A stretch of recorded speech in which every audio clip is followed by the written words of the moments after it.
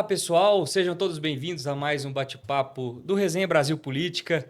Hoje recebendo um homem aqui multitarefa, cheio de dons. A gente já vai apresentar para vocês através do Acamid, então sejam todos muito bem-vindos. Gabriel Azevedo, seja bem-vindo aqui ao nosso bate-papo nessa tarde. Ô, Thales, é um prazer estar com você. Prazer estar com vocês. Prazer é nosso. Eu tô te chamando de multitarefas aqui, Gabriel, porque a gente vê aqui no seu histórico professor, empreendedor, advogado e jornalista. E além de tudo, agora no cargo político, né? Então, o que te trouxe ter essa sede do cargo político aí, Gabriel? Não, sede eu tenho de água. No cargo político, eu tenho uma espécie de paixão. Paixão no sentido em que eu entendo a política não como uma profissão ou como um sofrimento, mas como algo muito próximo de um sacerdócio, que é uma palavra dificílima, né? Sim, Mas que é mais ou menos o que o padre tem como a igreja. No sentido em que aquilo dali não é uma tarefa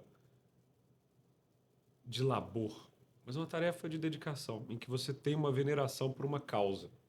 E isso tudo começou, acho que já contei isso algumas vezes, mas eu gosto de repetir, quando eu era criança e estava em casa. Quantos anos você tem, Thales? 32. Ah, você está perto de mim. Eu tenho 39. Então, você lembra de lista telefônica? Demais. Lembra quando a gente abria a lista e tinha assim o mapa de Belo Horizonte? Sim, Então, curioso, eu girando as páginas ali, percebi que em determinado momento da cidade, as ruas eram muito retinhas. Falei, uai, por que aqui é tão retinho e por que aqui é assim bagunçado? bagunçado. Eu perguntei pro meu pai, ele, não sei. Isso é uma coisa interessante. Pai geralmente inventa para as crianças e é Exato. bom falar não sei. Tá bom. Aí fui na biblioteca, aquela outra ferramenta, né, que talvez uma geração mais Sim, recente não tenha tido a prática, porque tá tudo muito na tela. E aí cheguei na bibliotecária e perguntei: olha, eu queria saber por que existem ruas tão retinhas em Belo Horizonte.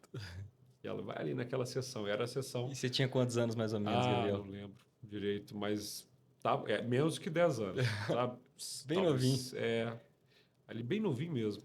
E eu lembro que o meu avô era um querido, Armando Souza, e ele me levou na biblioteca, porque ainda, né, não dava para andar tão sozinho. Enfim, eu sei que ele estava lá e eu comecei a história da construção de Belo Horizonte. E eu fiquei fascinado. Ou seja, Que teve legal. então um momento em que a nossa cidade foi construída. Para quê? Ah, para ser a capital de Minas Gerais. E, cara, a partir dali eu acho que nunca mais. Acho não, eu nunca mais parei, né? Então, essa curiosidade de entender como é que a cidade foi construída, o que, que isso envolvia, as questões políticas relacionadas. Então, eu surjo, eu passo a gostar muito de política, eu diria que de um jeito criativo, bacana. Ou Que seja, legal. a política ela não surgiu na minha vida do tipo assim, vou disputar uma eleição. Às vezes eu fico vendo algumas pessoas que nunca cogitaram entender cidade, gente, saúde, educação, temas que são da vida pública e de repente são lançadas Sim, candidatas, né? O pai lança o filho, sim. o irmão lança a irmã, o marido lança a esposa. Nunca cogitaram e de repente são jogadas na vida pública assim de um jeito Tem muito muitos brusco. casos assim. Aí o resultado a gente já conhece, né? Aqui E, não, aqui é uma paixão que surgiu ainda inclusive, eu vi criança. um vídeo nas suas redes sociais, e você falava muito disso, assim, também.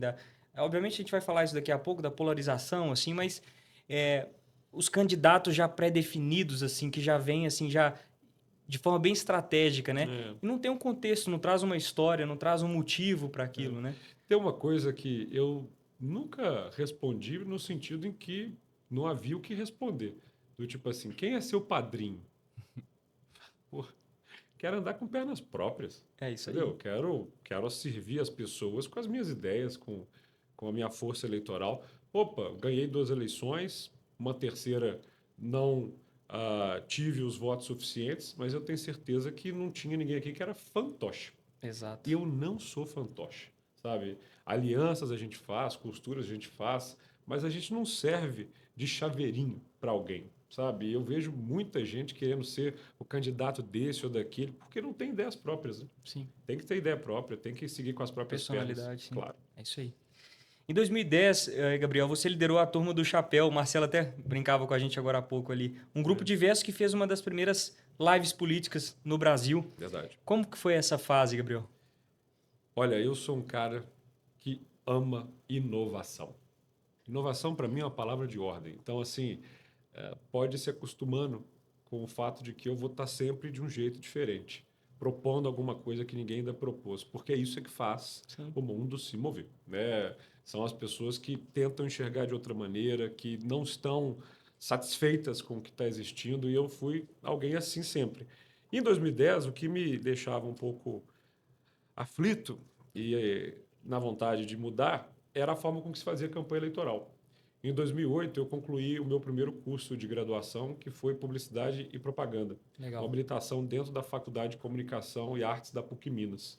E o meu TCC, meu trabalho de conclusão de curso, foi a campanha do Obama, lá em 2008. Você veja, eu estudei publicidade de 2005 a 2008.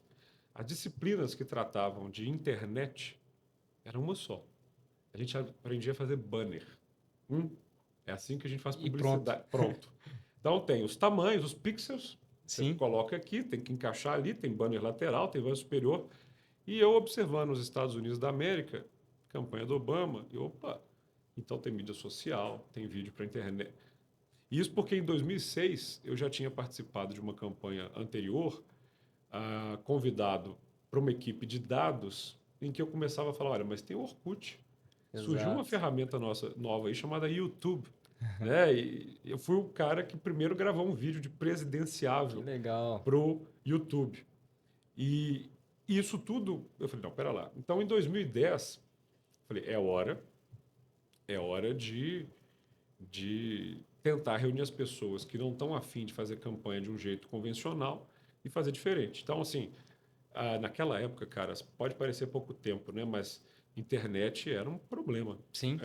Plataforma Sim. para você transmitir, igual se faz hoje, não existia, sabe? Você tinha que criar todo um caminho para. Nós fizemos uma espécie de reality show com os apoiadores do candidato numa semana final, todo mundo numa casa fazendo, mostrando como é que era pedir voto. Tanta coisa, tanto vídeo, tanto post que não existia em outros lugares. Se olhar, São Paulo não tinha um grupo fazendo isso. As campanhas ainda eram muito convencionais.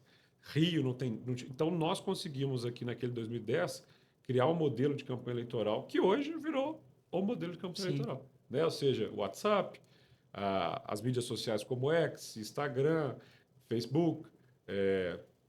E é isso. Eu acho que a política ela precisa dessa inovação permanente na maneira de fazer campanha, no sentido em que as pessoas estão nesses outros lugares, nessas outras mídias.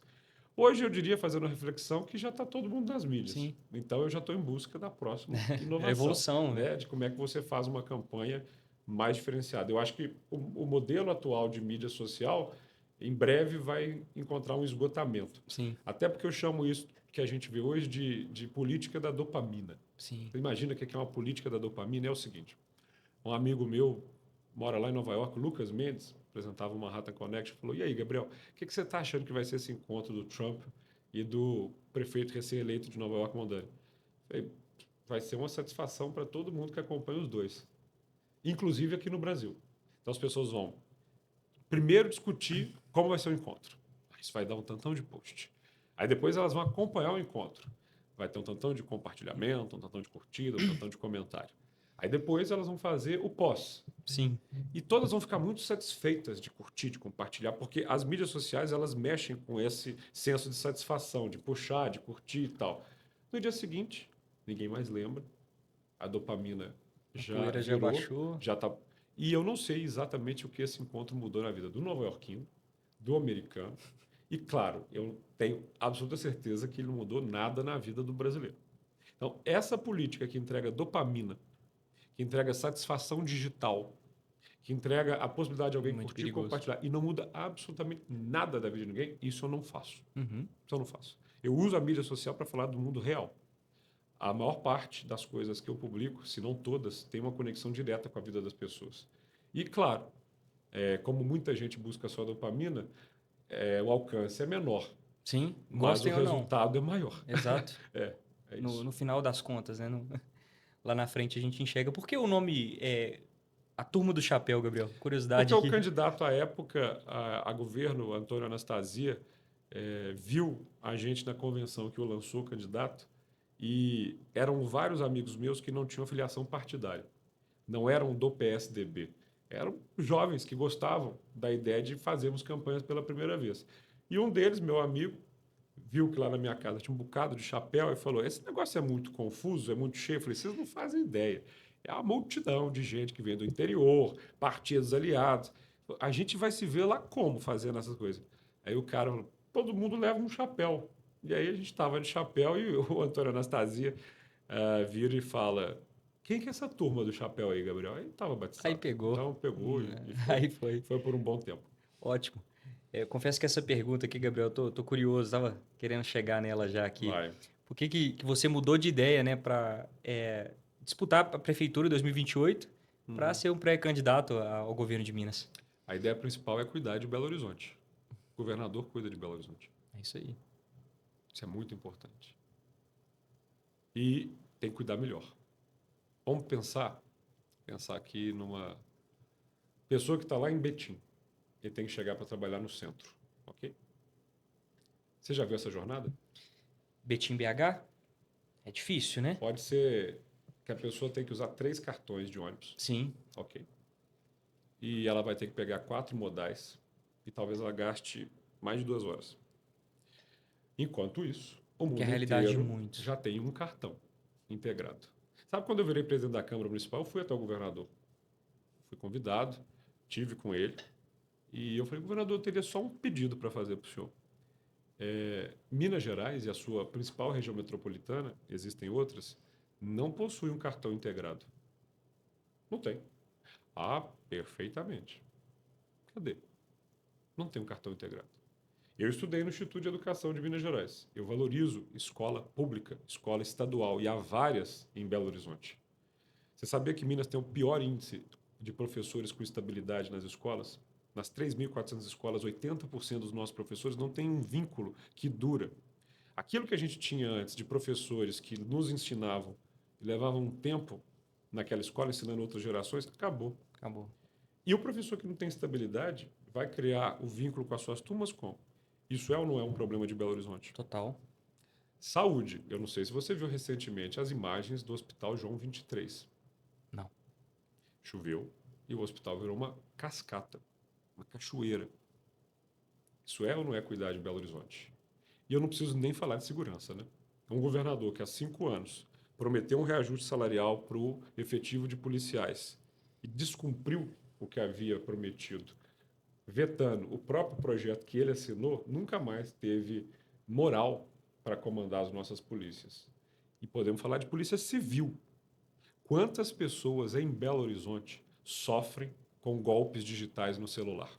Quantas vocês conhecem que receberam a mensagem: transfira um Pix aqui, mãe? Várias. Aí você vai na delegacia da Polícia Civil ali e tem uma multidão de pessoas querendo fazer o O seu seu boletim boletim. e vai ficar lá. Porque a capacidade de investigação caiu, porque o governador não respeita a Polícia Civil.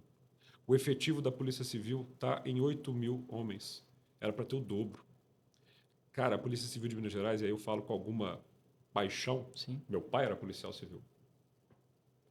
Ela está completamente desrespeitada por esse governo. E cuidar da Polícia Civil é ou não é cuidar de Belo Horizonte? totalmente. Agora, ser governador não é só cuidar de Belo Horizonte. Sim, Nós estamos falando da unidade da federação que tem o maior número de municípios. sim. São 853. E aí muita gente, né? Mas, Gabriel, você é muito identificado com Belo Horizonte. Eu digo: claro. Eu espero que todo cidadão mineiro seja identificado com a sua cidade, porque amar a própria cidade é fundamental. E tem muita gente que não sabe que de 2011 até 2014, quando eu tinha 23 anos de idade, até os meus 27, eu fui subsecretário de Estado para a juventude, para 25% Legal. da população mineira, que é quem tem de 15 a 29 anos. E aí sim, eu construí um centro de referência da juventude na Praça da Estação, em Belo Horizonte, onde há espaço para música, dança, atividades, biblioteca, e eu tenho orgulho de ter feito essa obra. E coordenava o Plug Minas, que era um ambiente onde antes tinha a FEBEM, e criou um ambiente de contraturno, empreendedorismo.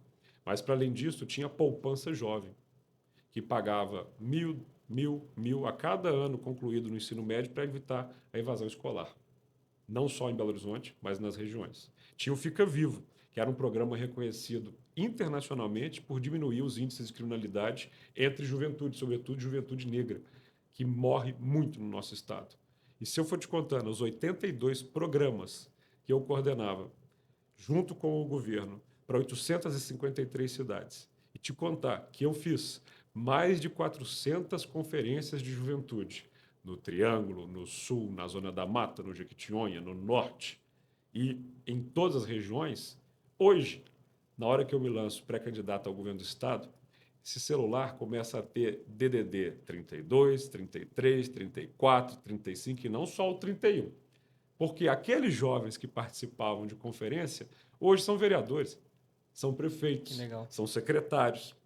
Nós viramos uma página geracional na política mineira.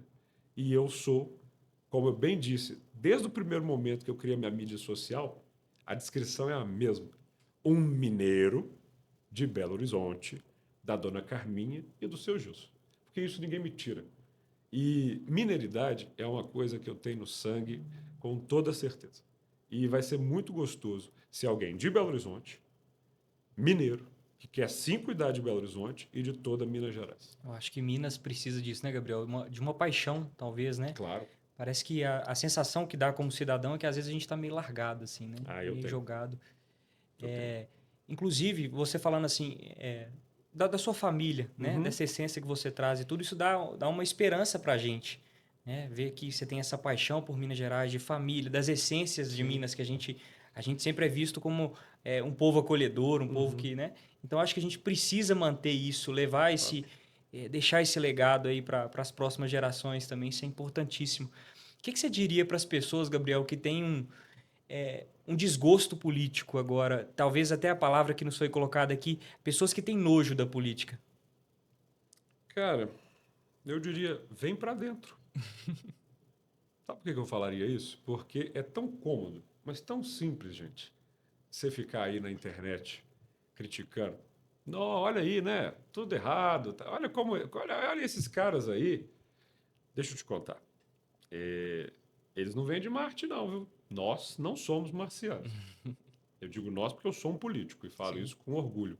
Falo com orgulho porque eu posso olhar para a cara dos meus amigos, dos meus familiares. Eu estou na política desde que o médico deu uma palmada na bunda, né?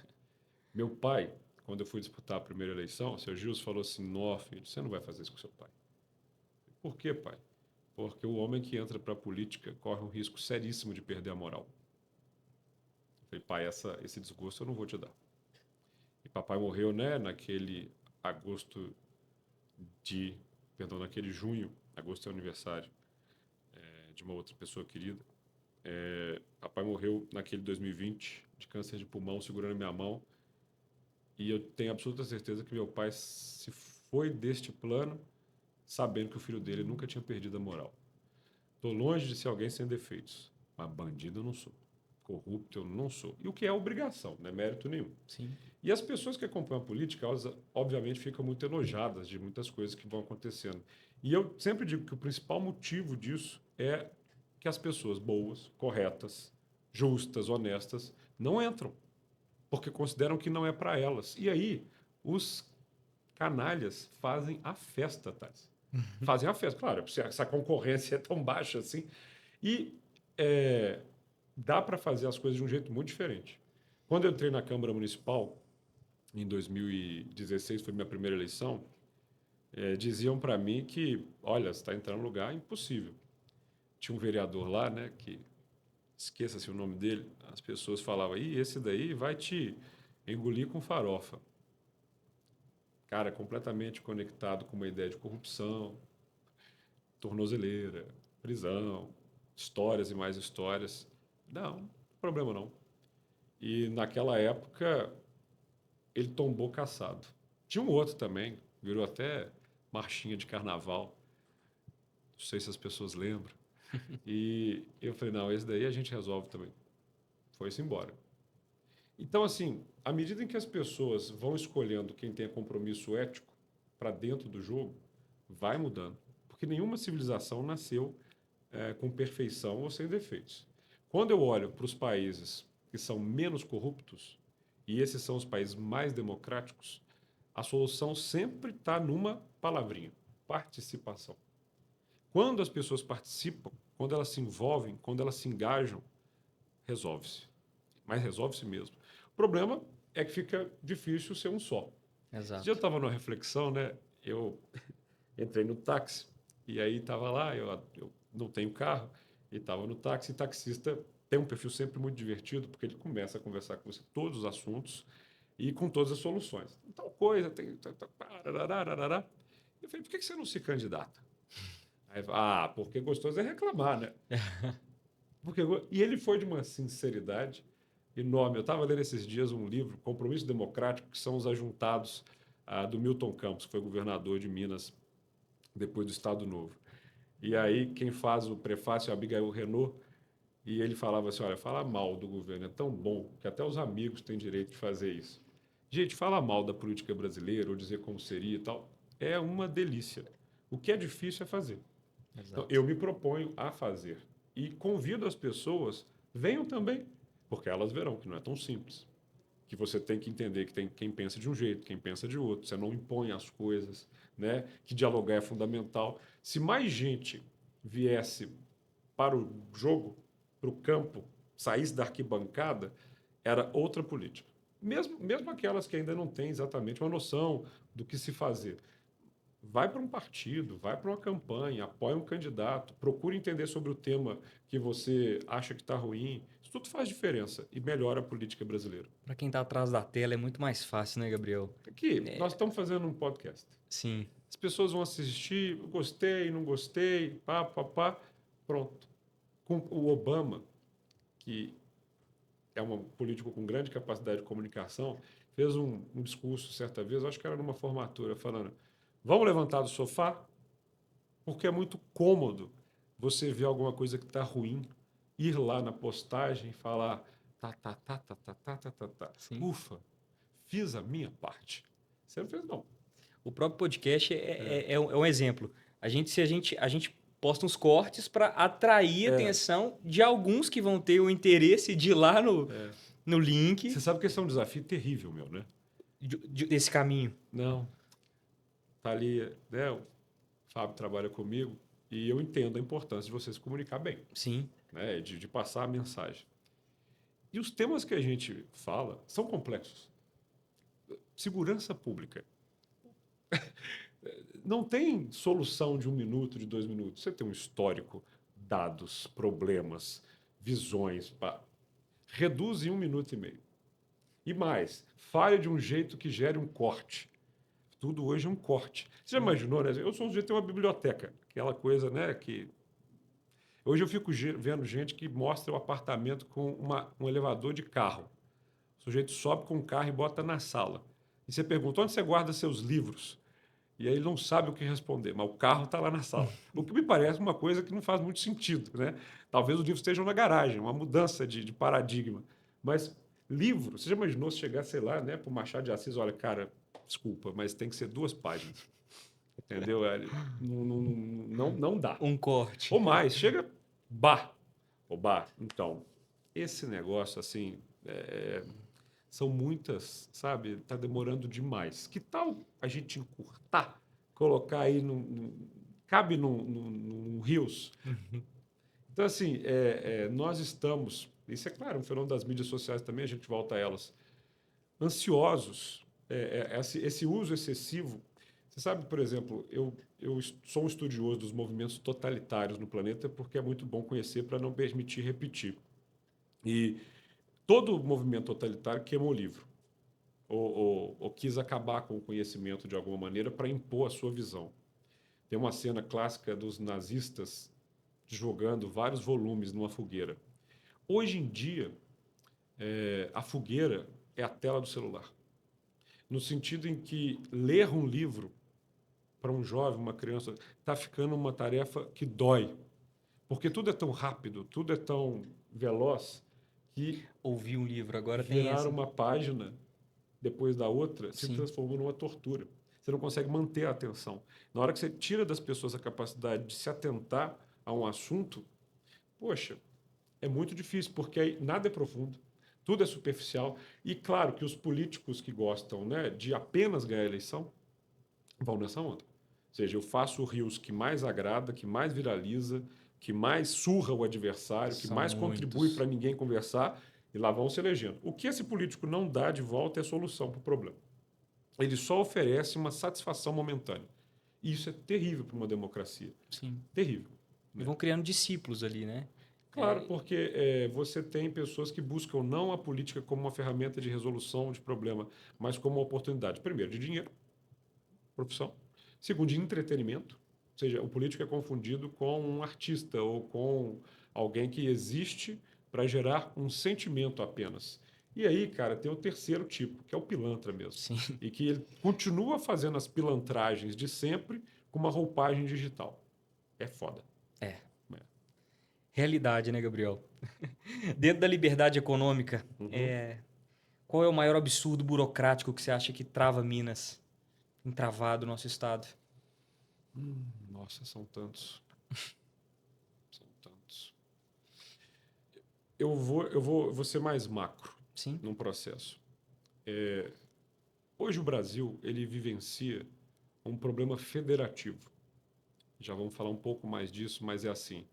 Os estados eles têm pouca capacidade financeira e muitas atribuições. Então vamos pegar Minas Gerais, esse lugar de 305 anos. Nós não temos uma saída para o mar. E isso é sim uma desvantagem competitiva, que pode ser solucionada, né? Com ferrovias, com estradas de qualidade, com portos secos, com uma infraestrutura. Pá. Ao invés de investir em infraestrutura pela falta de recurso, abre-se margem para uma guerra fiscal. Então você abaixa a cobrança de CMS ou dá subsídios e incentivos para você atrair quem vai, de certa maneira, produzir empregos.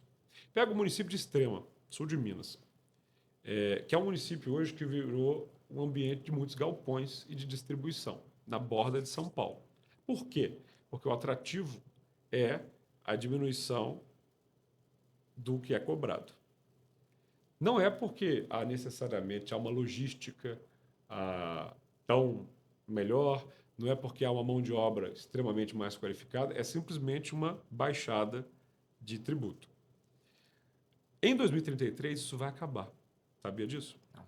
Porque houve uma reforma tributária e o ICMS vai deixar de existir. Você já foi numa loja comprar uma televisão de peça daqui? Sim. Você saiu de lá com ela? Ou te entregaram na sua casa? É, Ah, é. sabe por quê? Porque não está em Minas. Por quê? Porque vale a pena vir de outro estado em que o tributo é melhor cobrado. Então, há uma guerra entre os estados que prejudica todo mundo. O Baleia Rossi, que é o deputado federal que preside o MDB, foi o relator dessa matéria. E essa reforma, ela mudou a forma de cobrança, vai acabar com isso. E aí você que é empresário, que quer investir, que quer colocar o seu negócio em algum lugar, não vai olhar para essa questão tributária. Aí na hora que você olhar para o Espírito Santo, tem um saída ali, o São Paulo, que tem um conjunto de estradas e tal, para a Bahia, que tá não sei o quê, você fala assim, cara, eu, por exemplo, acho a Zona Franca de Manaus, e isso incomoda muito as pessoas de lá quando a gente diz, algo que poderia ser diferente. Porque a simples isenção faz você produzir moto no meio da floresta amazônica de um jeito que, ao olhar toda a diversidade ambiental daquele espaço, nós poderíamos estar usando toda a riqueza e a diferenciação lá de um jeito diferente. Então, o que eu sinto aqui é que o grande problema é atrair de um jeito que vai virar fumaça, porque isso não dá um desempenho econômico a longo prazo. Eu poderia te falar de prazos, processos, Sim. liberações, mas eu estou olhando aqui para o futuro. Porque tem uma coisa, político não pode ficar na ninharia. O político ele tem que vir no grande problema. O grande problema mineiro, e se fala o tempo inteiro de dívida, não é fiscal, é estrutural. O desenvolvimento industrial de Minas só cai desde os anos 70 do Plano Integrado de Desenvolvimento Industrial que você tinha ali. E a partir do momento que você vai tendo queda industrial, e a questão de menos ICMS, você vai tendo menos dinheiro para investir. Hoje, para mim, o maior problema de Minas é a ausência de infraestrutura, tá? De mão de obra qualificada, porque a nossa educação deixa muito a desejar, e de uma segurança que permitiu a entrada de facções no Estado. Isso é que afasta, e que vai afastar muito se a gente não mudar essa chave. Sim. É isso. A gente tem uma certa ideia de algumas pessoas que o partido MDB ele era um partido que ele ficou parado no tempo. Uhum. Como que você, com essa postura, Gabriel, assim, de inovação, se você vê uma saída para conciliar isso? O MDB vai fazer 60 anos. 60. 60 anos. É o partido mais antigo em existência no Brasil. E ele não parou no tempo, porque ele ainda existe e ainda é um dos partidos mais orgânicos e mais repletos de gente que existe no país. Te explico. Para quem tem 33 ou 39, houve um momento neste país em que, aliás, essa é uma aula minha, desculpa, vou ser professoral. Hoje alguém me parou assim na, olha, você tem que ganhar essa eleição. Mas para ganhar, você tem que ser menos professoral. Tem que falar mais do jeito que as pessoas entendam e tal. Mas eu vou tentar aqui contar uma história que é importante. Durante o Império Brasileiro, existiam dois partidos, o conservador e o liberal. Um era mais puxa-saco do imperador, outro menos. Falei de um jeito ok? Deu para entender? Deu até saudade da Quando o época dos Império dois. acabou, veio aquele momento chamado República Velha, ok? De 1889 até 1930. Na República Velha, você não tinha partido que valia no Brasil todo. Cada unidade da federação tinha o seu partido. Então, em Minas, tinha o Partido Republicano Mineiro. Em São Paulo, o Partido Republicano Paulista. E aí ia. Como o de Minas e de São Paulo eram os mais poderosos, eles chegaram à conclusão que eles não deveriam brigar. Eles alternariam-se na presidência. Como um estado produzia leite e outro café, virou a República do Café com Leite. Então, esses partidos foram se alterando no Brasil. Quando chega 30, tem o golpe do Getúlio. 32, a Revolução Constitucionalista. 34, uma outra Constituição. 37, o golpe do Estado Novo, que fecha os partidos todos. No Estado Novo, não tinha partido. O Getúlio era um sujeito antipartidário. Então, de 37 até 45, bleu. Em 46, volta a democracia e há uma outra Constituição. Em 47, os partidos voltam a existir. Quais? O PTB, Partido Trabalhista Brasileiro do Getúlio, a UDN, União Democrática Nacional, contra o Getúlio, o PSD, Partido Social Democrata, que flutuava um pouco ali, era mais moderado. Esses eram três grandes partidos que existiram até aquela madrugada do dia 2 de abril de 64, quando o golpe militar, a partir dos seus atos institucionais, foram tirando as liberdades das pessoas e, num desses atos, os partidos foram todos fechados. E o governo militar, aquela ditadura, resolveu que os brasileiros só podiam ter direito a dois partidos: o do governo e o da oposição. O do governo se chamava Aliança Renovadora Nacional, sigla ARENA. E o da oposição, que na verdade era quase simulado porque ninguém queria enfrentar o governo, se chamava Modebra. Nome horroroso, né? Modebra. Mas que, falado muito rápido e com a presença de algumas pessoas que eram contrárias à ditadura, ganhou o apelido de Mandabrasa, porque era gente que ficava xingando os militares. E como você tinha dois partidos apenas, o da ditadura e o contrário à ditadura, esse Modebra, que depois ainda bem virou o MDB, passou a ser um partido que guardava todos aqueles que eram contrários à ditadura. E claro que, como guardava gente que era contra a ditadura, guardava gente mais à direita, contrária à ditadura, mais à esquerda, contrária à ditadura, mais moderada, contrária à ditadura, um partido repleto de pensamentos muito diversos e que se espalhou no Brasil inteiro. Surgiu um líder muito importante, que eu admiro demais, chamado Ulisses Guimarães, que resolveu, na década de 70, ser anticandidato a presidente. O que é isso? Ele sabia que tinha poucas chances de ganhar, mas ele precisava dar um recado, que aquela ditadura tinha que chegar ao fim. Resultado, ele não venceu, mas a ideia se espalhou igual uma chama. E aí o Ziraldo fez o símbolo do MDB, que é o mesmo símbolo até hoje, que é uma chaminha. Uma chama. E essa chama do MDB incendiou o Brasil no sentido de que tínhamos que ter mais democracia. Veio, então, um processo de abertura da ditadura E o MDB começou a ganhar eleição em todos os lugares. Chegou 80, na década de 80, todos os candidatos a governador do MDB ganharam. Franco Montoro, aqui em Minas, o Tancredo Neves. E aí o Tancredo vai na sacada do Palácio da Liberdade e grita, né? Mineiros, o primeiro compromisso de Minas é com a liberdade. E pel. Ele tinha perdido a eleição para governador contra o Magalhães Pinto em 60 e 20 anos depois ele vira governador. E vai, portanto, concorrer à presidência da República não no voto, porque em 84 eles tentam passar uma emenda à Constituição para garantir as eleições diretas já, a emenda Dan de Oliveira, mas ela é derrotada. Então a eleição para presidente ela seria indireta em 1985. Quem votaria? Os deputados. Então começou uma campanha muito bonita de Tancredo presidente, ele ganha e perde. E, claro, começa um processo complexo no MDB, porque com a morte da sua principal liderança, que tinha virado presidente, assume o vice Sarney, que não estava, e esse governo é uma coisa mais arranjada, e o MDB começa a se fragmentar, porque como não tinha mais a ditadura, você não tinha por que manter todo mundo num partido só, até porque começaram a surgir outros partidos. O primeiro que sai do MDB é o PSDB. Então, pessoas como Fernando Henrique Cardoso, José Serra e tantos mais criam o PSDB porque viam em vários membros do MDB uma distância dos princípios originais. E aí o MDB foi sofrendo ao longo dos anos 90 modificações. Mas você teve, ao longo dessa história, nomes que eu admiro profundamente. Sabe, assim, senadores, deputados, governadores que me inspiram profundamente. Houve gente que não me inspira em nada? Pode ter certeza que sim. Mas eu estou satisfeito de estar num partido que me dá total liberdade para falar o que eu falo. Ninguém me liga de lugar nenhum para falar, isso você não pode falar. Eu estou num partido que não tem dono. Tem um presidente, que eu converso o tempo inteiro, que é o deputado federal Baleia Rossi, e que fala, vai. E quando eu entrei no MDB e queriam tirar a minha candidatura de prefeito, ele bancou. E muita gente ligou. E eu estou num partido que é moderado, que conversa assim com todo mundo, porque eu acho conversar com todo mundo muito importante. Eu estou no partido com o maior número de vereadores do Brasil, sabe? Com muitas prefeituras, com governadores, com senadores. E isso é bom porque você tem uma dimensão de Brasil.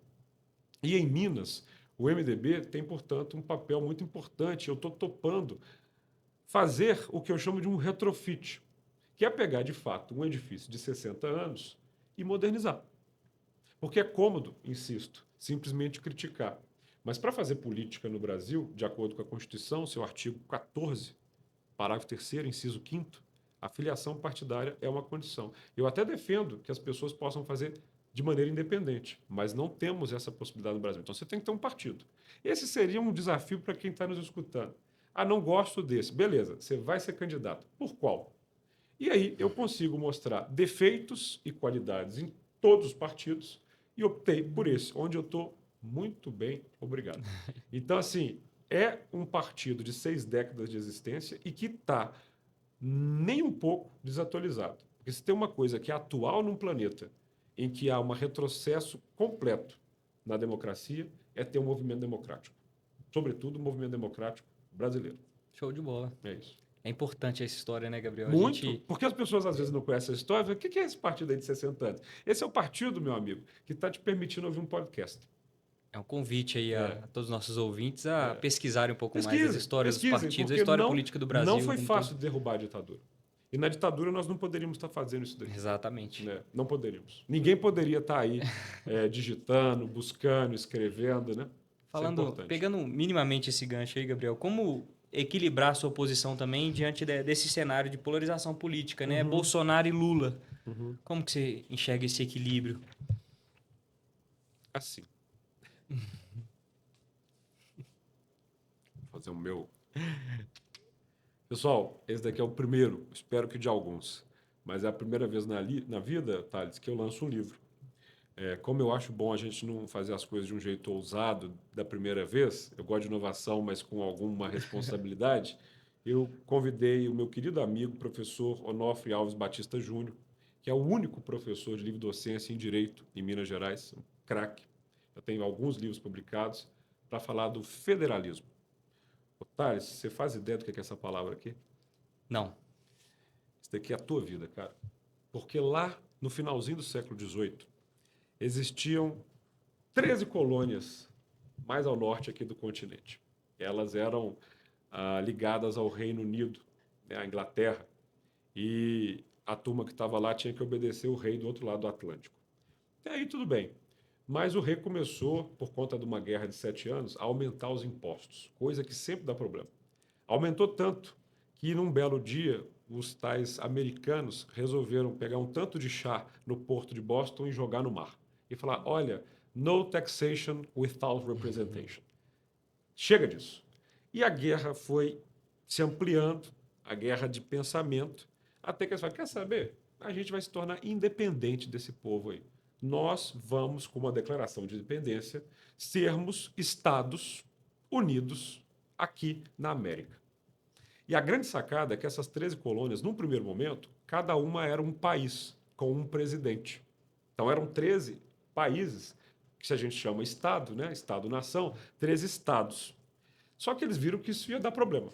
Porque aí a Inglaterra ia invadir um por um, eles não iam estar organizados. Eles falaram: vamos fazer o seguinte: e que tal se a gente mantiver uma autonomia estadual para cada um, Nova York, Massachusetts, Virgínia, e tiver um poder central para organizar exército, moeda, infraestrutura que conecta todo mundo, forças armadas, navais. Pô, que sacada, hein? Como é que a gente vai chamar esse modelo, essa forma de Estado? A gente vai chamar isso de federação. E aí surge o Partido Federalista. E surge a ideia de que você tem que ter uma autonomia local e um poder central. Mas que o equilíbrio tem que ser muito bom entre essas partes. Você não pode impor do governo central algo aos governos estaduais. E ainda tem o que eles consideravam a essência desse formato, as cidades. O que surgia, o que existia de fato, eram as cidades, onde as pessoas participavam da vida comunitária, diziam o que ia ser feito com os impostos. Olha só, o federalismo, portanto, é uma forma de Estado que eu leciono o tempo inteiro em sala de aula. Você tem estados que são unitários, só para fazer aqui uma diferenciação. O Uruguai, por exemplo, ele não tem divisões internas. Tem o presidente, e esse presidente quase que manda em tudo, né? Você tem outros lugares como Portugal, como a própria França, que também não são federações. Mas não é uma questão de tamanho. A Suíça, por exemplo, que eu adoro, não é exatamente enorme. E tem 64 divisões internas, que são os cantões. Tanto que, quando você está lá na Europa e vê um adesivinho que mostra de onde vem o carro, FR é de França, né?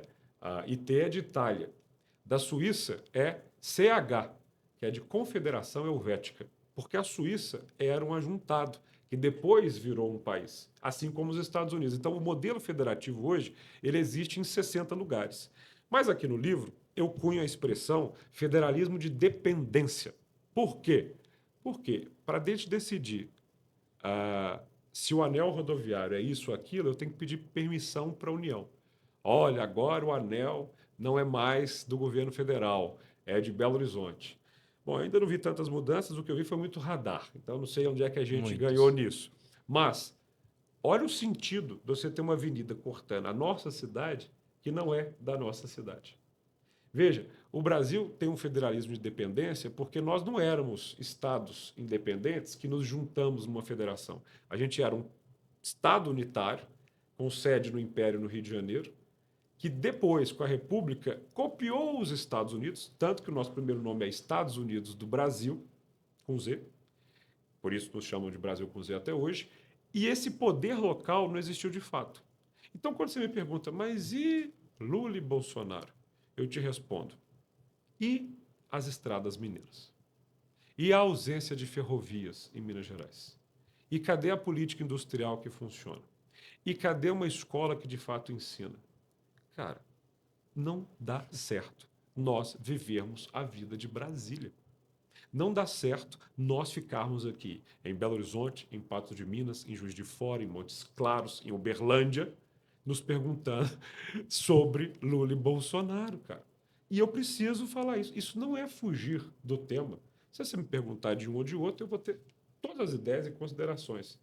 Ok? Sim. E eu respeito profundamente o eleitor do Bolsonaro, o eleitor do Lula, quem prefere um, quem prefere o outro. É um direito de todo Só que mundo. ficou estagnado isso. Mas Sabe o que eu não gosto? De uma família, tá chegando o Natal, Sim. que sempre teve uma ceia legal e que hoje não conversa porque um é lulista e o outro é bolsonarista. São E são muitas. muitos. São muitas. E isso eu não consigo gostar. Eu consigo gostar da mesa de Natal em que o lulista e o bolsonarista têm as suas ideias diferentes, mas eles vão conversar. Isso é muito importante. Porque você não pode dividir a política entre o ódio. Não dá. E não dá para dividir família brasileira por conta de política. O que é mais triste, Gabriel, que às vezes são pessoas que não sabem nem o que estão defendendo, assim. E eu te digo assim, eu sei que os dois são diferentes. Eu não estou fazendo o que muita gente fala que é uma falsa equivalência. Ah, mas um é muito diferente. Eu sei. E todo mundo tem o direito, às vezes, de não gostar dos dois. E de querer uma outra possibilidade na política. Porque a democracia não se resume em duas opções. Mas eu realmente defendo. Eu sei que eu sou maioria, faço parte de uma maioria, que é mais silenciosa, mas é uma maioria, que está a fim de parar de discutir esses dois. Nada contra quem prefere os dois. Mas vamos falar de coisas que mudam a nossa vida? Porque ficar na internet destilando isso ou aquilo não vai mudar. Não vai. Só guerra. E o pior, se fosse uma guerra por um tema, mas ela não é. As pessoas não lembram mais porque elas estão brigando. Exatamente. Já virou uma coisa assim, eu sou isso, eu Exatamente. sou aquilo. E por que é mesmo que nós estamos brigando? Já virou, eu não vou, eu não perco tempo. Eu, na verdade, nunca quis perder nesse assunto. E eu acho que passados aí 10 anos disso, 10 não mais, né? Eu acho que 2013 marca um momento no Brasil em que a temperatura sobe, o Brasil fica mais febril e as pessoas deixam de conversar mais racionalmente, né? Esses dias eu estava na Globoplay, recomendo, viu? Fazer um jabazinho aqui, não Sim. estou recebendo, mas vale a pena. Globoplay tem um documentário maravilhoso chamado Caçador de Marajás. Eu falei aqui do Tancredo, do Sarney. Na sequência, o Brasil foi para as urnas pela primeira vez. Vai no YouTube aí e bota primeiro debate presidencial 1989, mediado por Marília Gabriela. É assim, maravilhoso. Tem ali o Lula, tem ali o Caiado, tem o Maluf, tem o Brizola. E diga-se, Lula e Caiado, que estão aí na praça, hein? E quem ganhou aquela eleição? Fernando Collor de Mello. Vocês têm que assistir no Globoplay Caçador de Marajás. Sobretudo quem tem aí 20 anos, 20 e poucos, e já nasceu depois disso tudo. Gente, o Brasil elegeu o Fernando Collor de Mello. Se você buscar hoje quem votou, você não acha, não. Porque uma vergonha absurda de ter votado. Sim. Mas ele ganhou com a maioria dos votos. E, cara, o governo dele é uma coisa didática para o Brasil. Gentileza não acreditar em salvadores da pátria. Gentileza não acreditar em quem não tem plano de governo. Gentileza tomar cuidado com gente que tem só o blá blá blá e não tem conteúdo. Gentileza tomar cuidado com uma espetacularização da política. Gentileza não ir na linha da baixaria. Tudo está ali na eleição de 1989. O resultado é que a ministra da Fazenda confiscou as poupanças, que o Brasil se meteu numa enrascada e parecia que estava tudo perdido, viu? Até que assume o vice, Itamar Franco. Itamar Franco faz um governo de coalizão e convida outro Fernando, chamado Fernando Henrique Cardoso, que perdeu uma disputa para a prefeitura. Depois ele foi eleito e virou ministro da Fazenda. E ele resolveu um problemaço que o Brasil tinha: inflação. Se você compara esses dois Fernandos, o Collor de Mello e o Henrique Cardoso, você fala assim: opa, sabe, o Brasil tem mesmo de tudo. Está tudo disponível para o eleitorado. Então, não adianta ficar só nessa ou naquela. Tem como encontrar coisa diferente, mas o eleitor precisa ter um pouco mais de atenção. Abrir Né? os olhos, acho que falta um pouco de vontade também, né, Gabriel? Assim. De não cair nos mesmos truques, né, pô? Exato. Eu sei que democracia dá trabalho, conferir as coisas dá trabalho, que o desencanto dá trabalho, porque aí Sim, você acha que todo mundo é igual. sim. Mas, ô Thales, cara, eu sou diferente. Eu Que sou bom. mesmo. Sou Que porque bom. eu tenho coerência para dizer que sou, porque tudo que prometi, cumpri. Todos os mandatos que fiz não teve corrupção. Todas as ideias que eu coloquei em prática ajudaram alguém. E isso, hoje em dia, na política Acho que fica não tem diferente. preço isso também, né, Ah, não Gabriel? tem.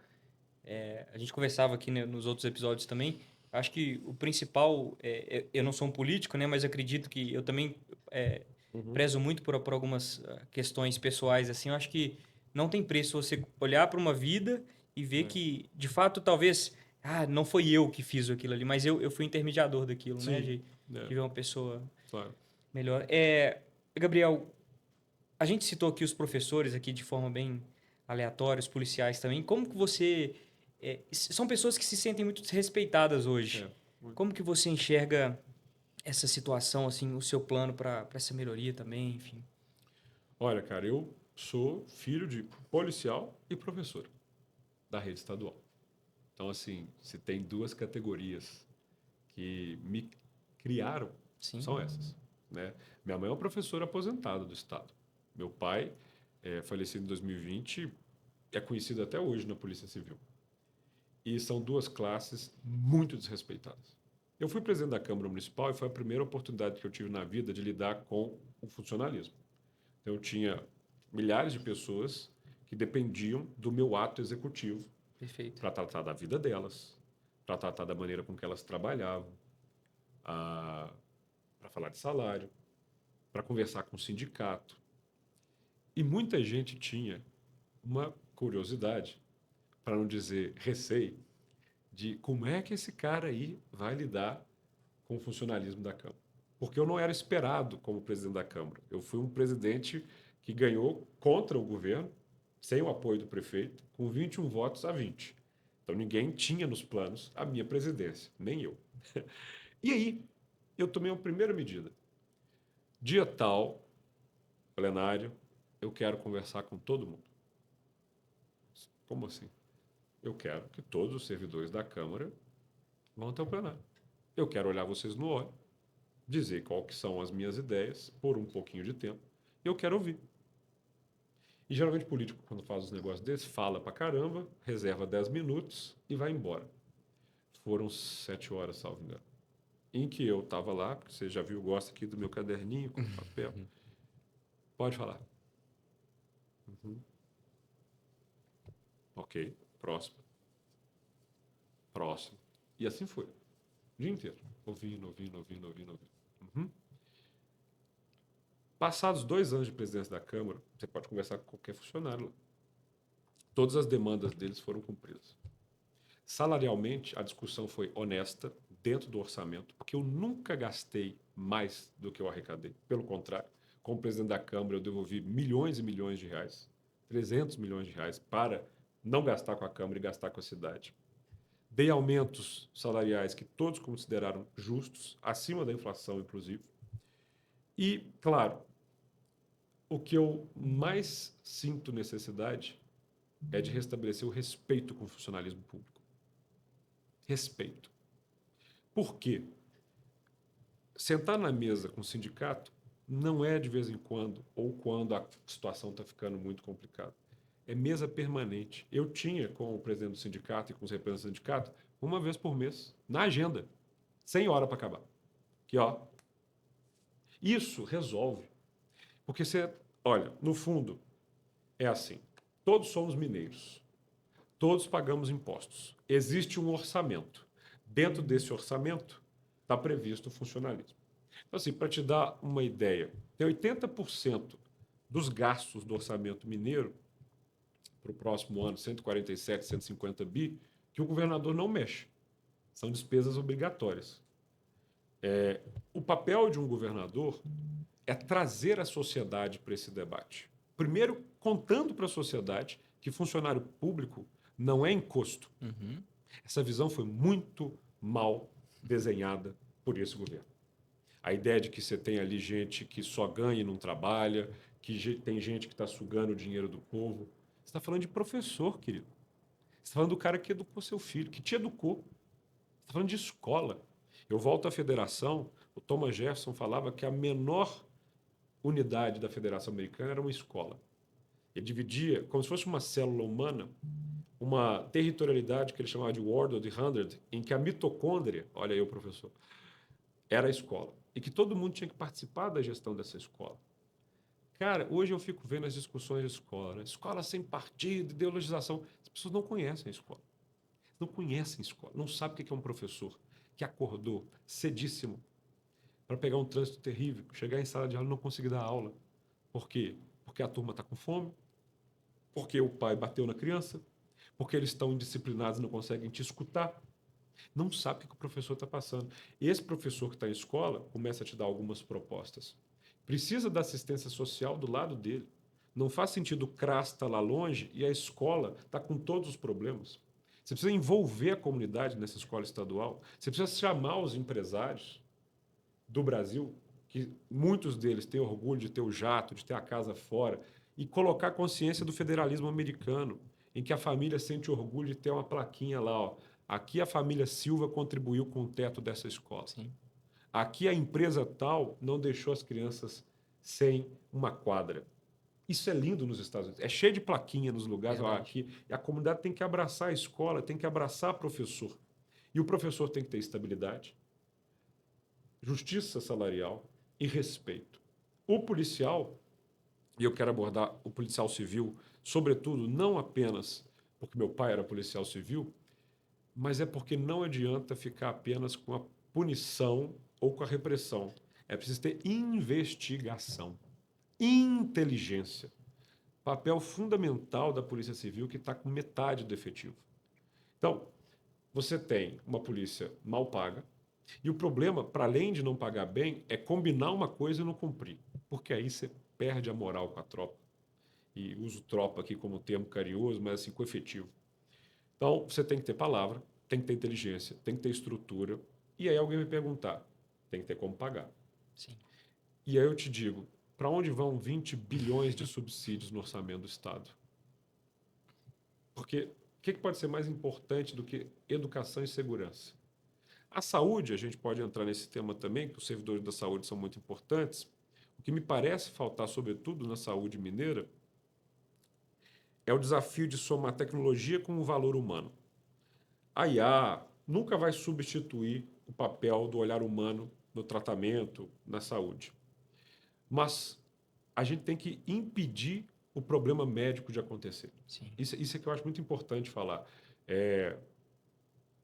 Não dá para a gente ter a quantidade de infarto que tem, a quantidade de operação de coronário que tem.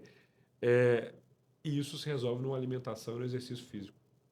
É isso que é meu ponto. Assim, o profissional da saúde, ele tem que ter um papel que não é ficar enxugando o gelo de uma sociedade que não previne. Não previne com higiene bucal, não previne com bons hábitos alimentares, não previne com exercícios físicos. E aí você vai criando com uma cidade que só polui, com um tantão de carro. Ou seja, problemas respiratórios, problemas cardíacos, problemas.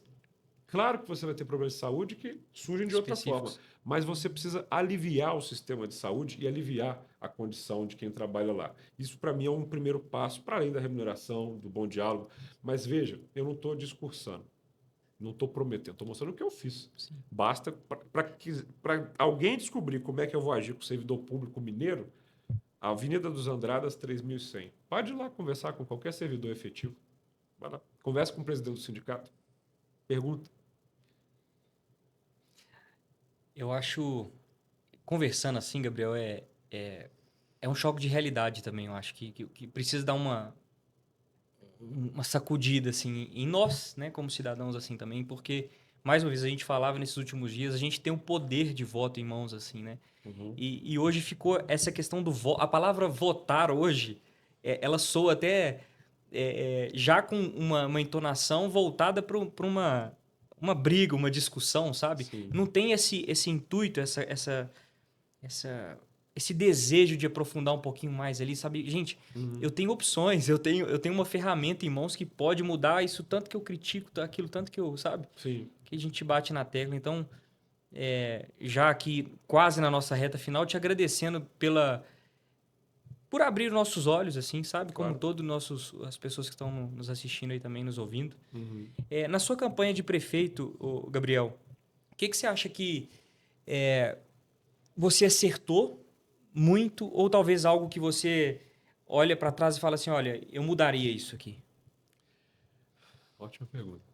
Olha, eu acertei no dia em que eu virei para minha equipe e falei assim: me consigam um cavalete, imprimam a planta baixa do Complexo da Lagoinha, que eu preciso desenhar o que eu vou fazer ali.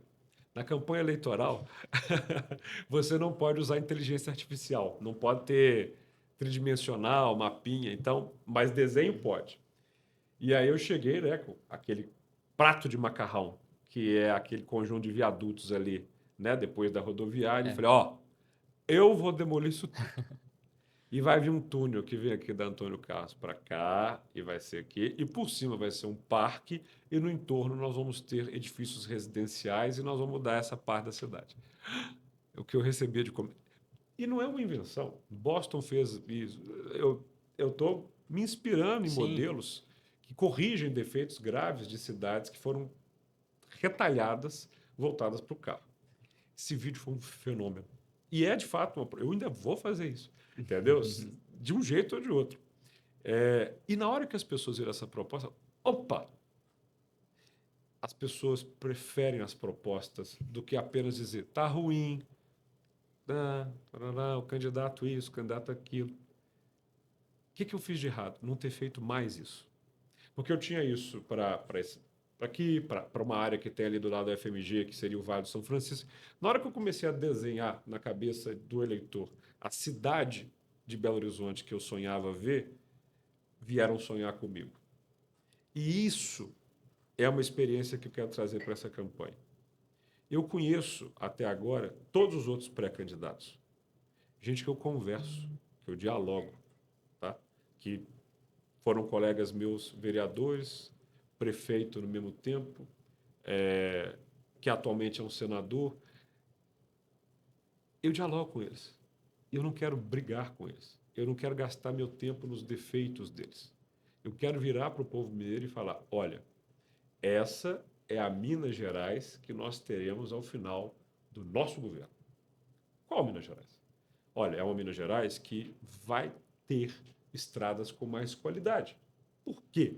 Porque não dá para ter estrada de qualidade se os caminhões carregados de minério que escoam daqui saem só pelas estradas. Isso esburaca e destrói tudo. Nós precisamos fazer ferrovias. Eu preciso que vocês sonhem e imaginem que nós voltaremos a ter o que nós já tivemos. Nos anos 80, nós tínhamos 23 linhas de passageiros em Minas Gerais. funcional. Nós precisamos de ferrovias para não ter estradas para cá. Aí depois você fala o que você quer, você explica como.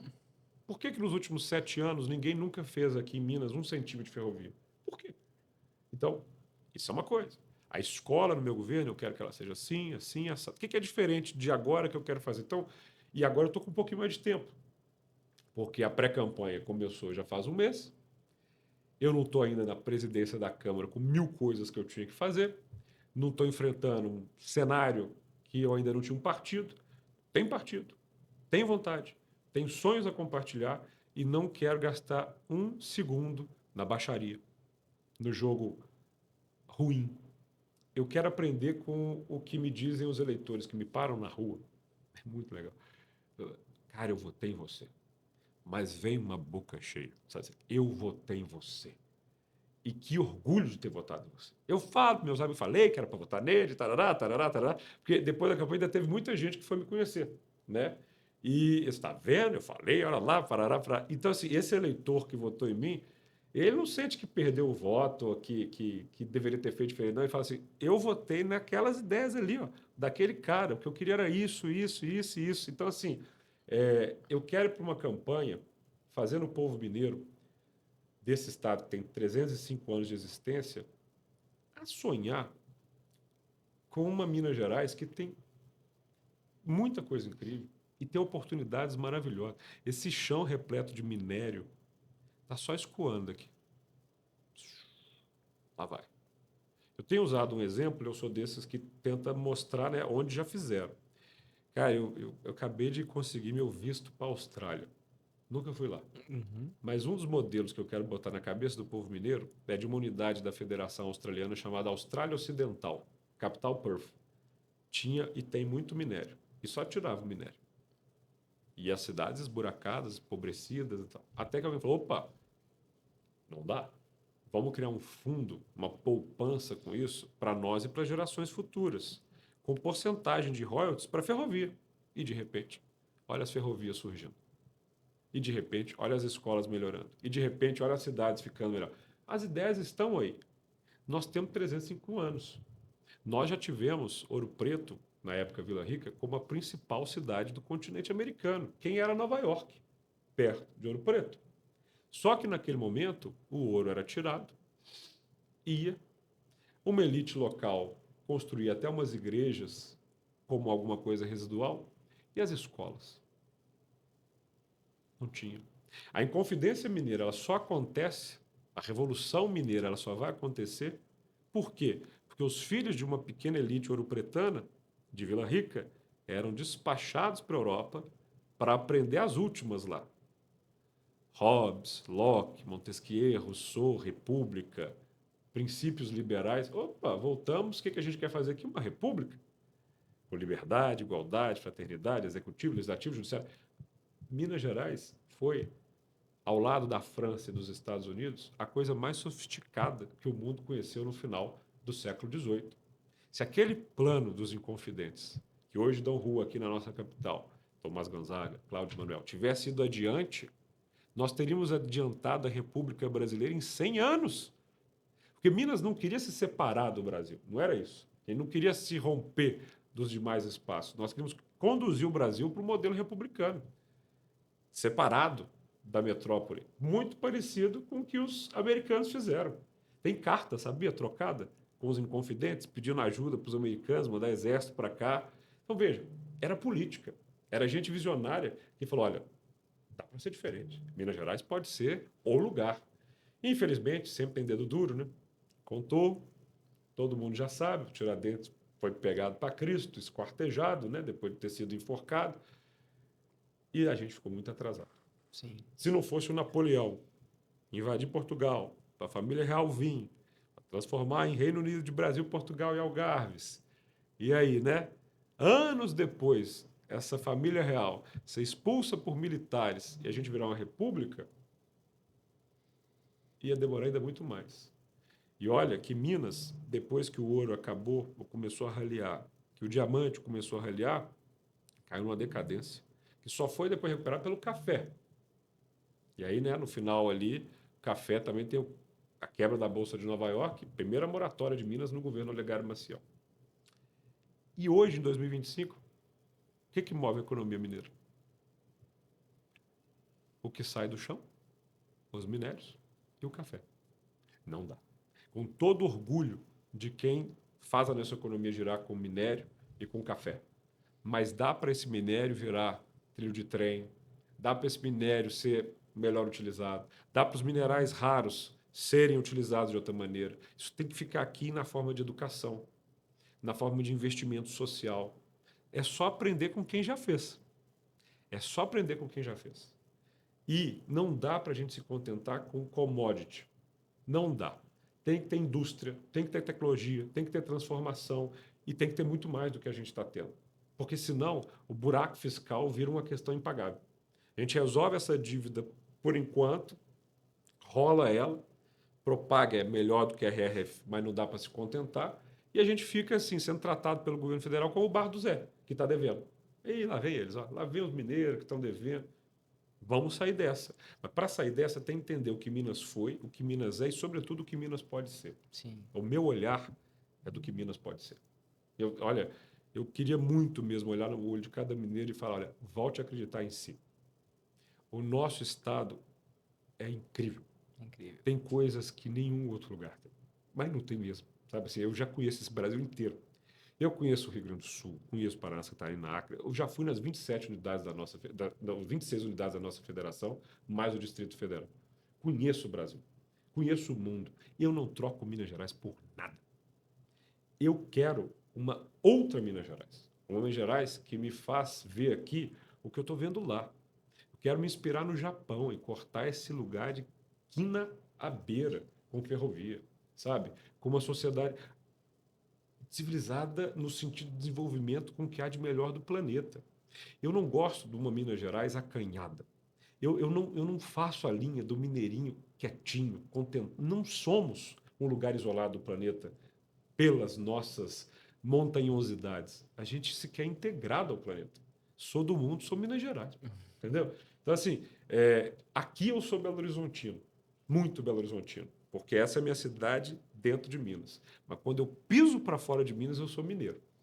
Porque ninguém acha, né, que a gente é mais Belo Horizontino que Exato. mineiro lá fora. Aqui todos somos das nossas cidades, mas lá fora nós somos um povo só, o povo mineiro. E o povo mineiro é o povo mais querido do Brasil. O povo mineiro é o povo mais Concordo. hospitaleiro do Brasil. Está faltando a gente a ser o povo mais desenvolvido. Sabe? Quando um cara que sai de Recife, Salvador, vai para São Paulo, ele fala assim, lá vou eu para São Paulo. Hoje, várias pessoas que saem de Minas para ir para São Paulo acreditam que estão subindo de vida, que estão melhorando. E isso é baixa autoestima. Sim. Tem vários amigos que eu perdi para São Paulo. Então, foram. Tem que vir para cá. Mas para vir para cá, a gente tem que oferecer mais. Não dá para se contentar. Não dá para este governo ficar dizendo que está ok só se comparando com o anterior. A gente é melhor do que aquele. Faz 7 anos que fica assim, olha, a gente é melhor do que aquele, a gente é melhor do que aquele. Isso não é tratar eleitor, é tratar refém. Esse dia eu ouvi o candidato, né, um dos candidatos, olha, vocês têm que votar em mim para não deixar o outro votar. Vocês têm que votar em mim para o outro não voltar. Isso não é proposta. Isso é ameaça.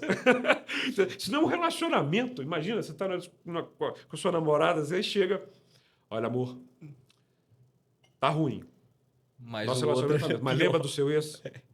É o que está acontecendo em Minas, sabe? Assim, olha, tá uma tragédia o nosso relacionamento. Não tá bom, mas você lembra do outro? Era muito pior. Ao invés de falar, olha, como é que a gente melhora isso aqui?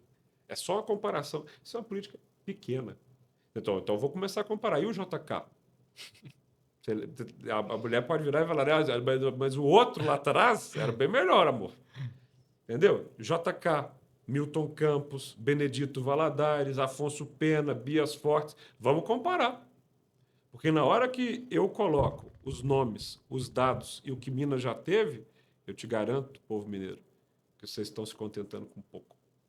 Tem vantagens, tem coisas que deram certo. Tá? Pagar a pessoa em dia tem que pagar mesmo. Mas não é só isso. Muito além. É muito além. Porque senão nós vamos ficar no mesmo lugar. Onde você se vê, Gabriel, daqui uns 10 anos? Tomara que pai. Vou dizer que esse é um desejo muito precioso agora, porque a minha irmã, a Júlia, teve uma filha, minha sobrinha, primeira sobrinha da minha irmã Júlia. Eu tenho 2 outros irmãos do primeiro casamento do meu pai, e a minha irmã Andréia também já me deu sobrinhos. Mas como são 2 casamentos, eu sou mais próximo da Júlia, por razões, né, familiares, é a primeira vez que eu seguro um bebezinho assim, e que eu sou padrinho. Né? Eu estou muito emocionado e feliz de ter uma criança incrível. que eu ajudo a criar. Sim. E eu quero ter uma minha. Então, assim, se eu puder contar com essa bênção, daqui a 10 anos eu quero me ver pai. É uma coisa que começou a me dar alguma pressa. Até porque árvore eu já plantei pra caramba, entendeu? Na minha esquina, só na minha esquina foram várias. Se você passar ali pela Tupisco, Rio de Janeiro, vai ter árvore ali. Eu plantei vários ipês, vai ficar lindo quando eles ficarem grandes. Livro bom, check it. Pronto. Está cumprido aí. Ó. Aliás, mais uma federalismo. Então, de acordo com as regras sociais, me falta uma criança. Daqui a 10 anos eu quero estar pai. Tomara isso. que dê certo. Porque essas coisas de desejos políticos, elas são muito menores diante do que importa de verdade para a gente. Família, que é o que todo mundo tem de cuidar, valorizar, porque é o que você tem de fato. Exato. E eu tenho uma família que eu amo demais. Saudade que eu queria tanto que meu pai me visse falando da Polícia Civil. E eu tenho uma mãe incrível, uma tia maravilhosa, uma irmã sensacional, uma sobrinha incrível. E isso é o que a gente tem. Todo mundo tem que cuidar da família. Depois disso, você tem que ser bom no que você faz. Sabe? Você tem que se propor alguma coisa nessa vida e fazer como se todo mundo dependesse disso. Você é médico, para de querer viver de post. Estude. Você é ator, não se contente com publi. Vai ler Shakespeare. Sabe? Vai entender o teatro brasileiro. Vai para o palco, vai para a ribalta. Você é arquiteto, sonhe em produzir algo que ninguém nunca fez. E se você é político, mude o mundo para melhor. Então você tem que ser alguém que cuida da sua família e que cuide de si para cuidar dos outros. Perfeito. E o mundo melhora. E tem que ser feliz, tem que descobrir o que gosta, não sacanear os outros e seguir em frente, fazendo a sua parte, porque se todo mundo fizer a sua parte, eu tenho certeza que a gente vai muito adiante. É isso. Exatamente. Obrigado, Gabriel. Obrigado a você, foi ótimo o papo. Antes da gente finalizar, mais duas coisas aqui que eu confesso que eu tô curioso assim de saber. Caso amanhã não existisse mais o cargo político na sua vida, como você gostaria de impactar a vida das pessoas como um todo? Uai, o seu amanhã é meu hoje. Sim, Eu não sou mais vereador desde 31 de dezembro de sim, 2024, não sou mais presidente da Câmara Municipal e o meu plano de ter um ano quietinho foi por água abaixo em fevereiro. De repente eu estou dando aula em 6 faculdades, né? Faculdade de Arquitetura de UniBH, com Faculdade de Direito de UniBH, e Faculdade de Direito da sim. Dom Helder Câmara, Milton Campos. Estou fazendo um doutorado. Tenho um bar onde eu adoro receber as pessoas, fica ali na Avenida Álvares Cabral com Afonso Pena. Estou abrindo mais 2 na própria Afonso Pena, é, trabalhando na CDL, ainda. Eu começo a esquecer as coisas todas que eu faço. Sabe? Assim, tem a minha empresa, sou diretor de uma outra escola em movimento, presidente da fundação. É tanta coisa entre aquilo que é profissional, né? Aquilo que é social, aquilo que é político. E então, assim, o cargo público ele não pode ser a sua profissão. Eu sempre falei isso para vários colegas vereadores. Nesse segundo mandato, eu me dei ao luxo, porque de fato é um luxo, político tem que ser remunerado. Tá? Eu lá atrás, não tem que remunerar. Não, tem que remunerar porque política não é só para quem é rico, é para todo mundo. E tem gente que não tem condições, se fosse dedicar à política, de pagar Exato. boleto. Então tem que ter. E outra, isso evita corrupção. Porque se o cara não recebe, ele pode tentar receber de um jeito, né? Tem que ter uma remuneração justa, que eu discordo de alguns valores aí, mas tem que ter. Mas eu digo sempre assim para os políticos, não sejam só políticos. Por quê? Porque o mandato acaba. E se você se acostuma com uma remuneração que está ali, na hora que isso vai embora, eu conheço vários casos, a situação é terrível. Então me deu o luxo de, nesse no segundo mandato de vereador, eu diria para você que isso foi para investimento. Uhum. E sempre falei, eu tenho que trabalhar. A criação do meu bar foi uma experiência fascinante, ou seja, construir o local, pensar na programação, entender os coquetéis, gerir, gerência, funcionários, assinar carteira, gerar emprego, pagar imposto, cuidar do cliente, ir lá, conversar. Isso é trabalhar, pô. Entendeu? Então eu trabalho pra cacete. Trabalho muito. Então, a pergunta deve ser outra. Assim, trabalhando, qual será o seu cargo político, né? Sim, Qual será seu cargo público? Porque realmente eu me vejo na vida pública de uma maneira que eu aprendi uma lição. Você não faz os planos para a vida pública. Ah, eu tal, vou ser isso, depois eu vou ser aquilo. Não. Quem faz os planos para a sua vida pública é o povo. São as circunstâncias. É a realidade. É o momento. Não, eu não tinha planejado lá atrás ser um pré-candidato a governador. Mas Minas está precisando. A nossa Minas Gerais está precisando de equilíbrio, de exato. gente moderada, de quem tem ideias. E eu não vou faltar a Minas Gerais. É isso. Bom ouvir isso. Existe alguma crítica, Gabriel, dolorosa assim que você nunca respondeu publicamente? Não. Não? Você quer fazer? Perfeito. Pode fazer. Não, eu tô só aprendendo aqui hoje, Então, nessa aula. quem quiser. Sabe uma coisa que eu realmente acredito que é uma qualidade? Eu rio muito de mim. Eu não acho que Ah, eu isso não é posso total receber uma críticas qualidade. que não podem me xingar. A mídia social, ela é uma arena de virulência, né? Assim, as pessoas, geralmente até encobertas pelo um perfil, vem e desce-lhe a gordura. Até o comentário mais escroto é um combustível para mim. Eu- eu- cara, eu fico vendo alguns políticos que querem censurar, querem fingir que eles são maravilhosos. Aí, 3 movimentos, geralmente, de político. Primeiro, trabalha só com puxa-saco. É a primeira redoma do político. né? Ou seja, ele se cerca de gente que vai dizer que ele é lindo, perfeito, incrível. E essas pessoas ficam com medo. Não é o caso da minha equipe. Mas eu diria que é o contrário. As pessoas falam, calma, gente, entendeu? Calma aí. Mas é isso. Você se cerca de gente que te aprimora, que te criticando. Dica do Fernando Henrique Cardoso para mim. Gabriel, que é o jeito dele, né? Ele é um cara incrível. O político, ele não pode ouvir todo mundo, mas ele precisa ouvir muito alguns que ele escolher. Então você precisa criar um circuito de pessoas que te dão dicas. Nessa pré-candidatura ao governo, é impressionante, cara. Eu me lancei. A principal contribuição que as pessoas querem dar é: olha, de tudo. E essa barba? Então, vamos dar uma diminuída nessa barba. O cabelo está um pouco grande mesmo, tem que cortar. A barba e tal. Olha, o jeito de falar. E, ó, em relação. Isso eu gosto muito. Eles querem me ajudar muito com os temas. Então, assim, eu e Marcos Lisboa, um economista que eu admiro demais, nos conectamos. Cara, incrível. Que conversa com as mãos assim. A cabeça dele é um negócio que está pensando mil coisas ao mesmo tempo. Educação. Você tem que falar com tal, tal, tal, tal, tal, tal, tal, tal. E ele me passa assim, 5. Eu vou, converso com os 5 e vou. Uhum. Saúde. Segurança. Então, assim, nesses últimos dias da pré-candidatura, isso daqui tá igual usina. Problema, solução, dado, tal, tal. Então, essa primeira redoma eu fujo de gente que só me puxa saco ou que não me fala o que eu não quero ouvir. Segunda redoma de político é se isolar das pessoas. É lembrar que tem gente só na eleição.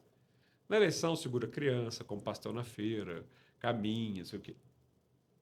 Tem horror a estar isolado. Então, sai de casa, sai. Eu sou abordado o tempo inteiro. Mas assim, você não faz ideia. As pessoas me param e conversam comigo como se elas tivessem me visto ontem. E eu amo. Em festa, em igreja, eu vou na São José, né? A minha igreja ali em frente a Tupisco, Rio de Janeiro. Sento lá, quietinho e tal. É impressionante. Sempre tem uma senhora que vem me dar um tercinho. É muito bonitinho. Elas vêm e falam assim: olha, isso é para te proteger, que você é bem intencionado, você tem que tomar cuidado com os perigos da vida e tal. Então, elas me abordam e falam: então eu gosto de ser abordado por todo mundo e tal. Essa redoma tem. E a terceira redoma, que os políticos. É a redoma da realidade, que é o que eu falo que é abrir porta. O sujeito ele gosta de ser tratado como um membro da família real. Sabe uma coisa que eu acho engraçadíssima em político? Chega o Natal, ele manda uma carta com a família dele toda em volta de uma árvore, assim e tal. Uhum. Nossa família te deseja um Feliz Natal. Tem um amigo que fala que se você não é o rei Charles III ou o Papa Leão, não faça isso. E aquela coisa de mandar carta de aniversário falsa e tal, você evoca para si um papel de autoridade que, poxa, você é um político. Antes de eu ser candidato a vereador pela primeira vez, eu li um livro sensacional chamado Um País Sem Excelências, da Cláudia, que ela fala dos políticos suecos. E eu falei, vou lá. Igual estou indo agora para o Japão e para a Austrália, são dois modelos de civilização que eu quero me inspirar para Minas Gerais, a maior democracia liberal em quantidade de pessoa e a maior colônia que se transformou numa democracia do hemisfério sul. Eu fui para a Suécia, Noruega, Dinamarca, lugares que eu admiro muito, com defeitos, mas com boas inspirações. E eu conversava com as pessoas na rua e eles diziam assim, olha, político ele usa bicicleta, ele usa o ônibus, esse dia eu postei que era a minha rotina, que é intensa, e parte da rotina é usar ônibus. Eu duvido que você anda de ônibus. Aí a pessoa me encontra no ônibus, mas você está aqui. Me parece que eu estou. Porque, qual é? Então, o político, ele sabe, onde é que ele está? Ele mora num castelo, com uma guarda pretoriana, com uma carruagem. Cara, político. Político. Entendeu? Normal. Gente como a Sociedades gente. Sim. democráticas têm políticos. Ditaduras, não. Ditaduras têm enfeites. Tem um ditador. Se você for a Coreia do Norte, talvez você não vai ver um político. Entendeu? Você vai ter Exato. o ditador. Quando eu ensino para os alunos de teoria geral do Estado, eu peço para no começo do semestre eles escolherem um Estado, nação, um país, para acompanhar ao longo do semestre. Que aí eu vou ensinando e eles vão percebendo as diferenças. Aí, Como é que é o sistema eleitoral lá na Coreia do Norte? Professor, não entendi bem. Uhum. Porque tem um partido só, e aí tem um líder do partido, e eles dividem lá a Coreia do Norte em vários pedacinhos, distritos, mas só pode ter um candidato por distrito. Sim, é o que a gente não faz. E esses políticos certamente não precisam fazer campanha, não precisam pedir voto, não são xingados, e tem quem goste. Eu prefiro o outro modelo. Tem ditaduras que oferecem para o povo boa economia, saúde, segurança. Tá aí.